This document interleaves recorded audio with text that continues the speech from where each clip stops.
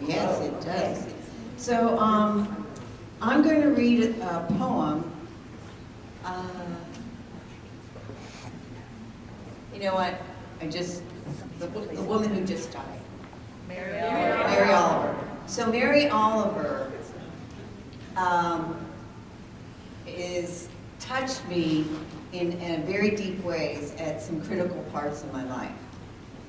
And when I was in my early 30s and I had gotten out of a relationship with Mr. Wrong, and I went into therapy because I said, you know what, this really wasn't that fun, and I don't want to do it again. So I went to this therapist, and one of the things that she got me involved in was something called the Transformational Arts Project. Anyway, we would go to camp, all these adult women. Once in a while there'd be a guy, but mostly women. And we would do art, we would journal, we would dance, we would sing. Does that sound familiar? Anyway, but we called it, because we had to do some therapy there too, Scream Away Camp. So this is one of my fondest memories of Scream Away Camp. This is called The Journey.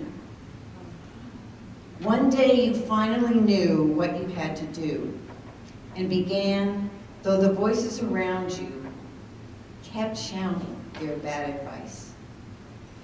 Though the whole house began to tremble and you felt the old tug at your ankles. Mend my life. Each voice cried, but you didn't stop. You knew what you had to do.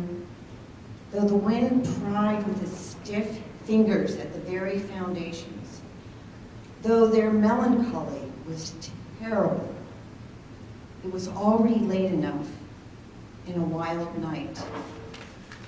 The road was full of fallen branches and stones, but little by little, as you left their voices behind, the stars began to burn through the sheets of clouds, and there was a new voice, which you slowly recognized as your own. And that kept you company as you strode deeper and deeper into the world, determined to do the only thing you could do, determined to save the only life you could save.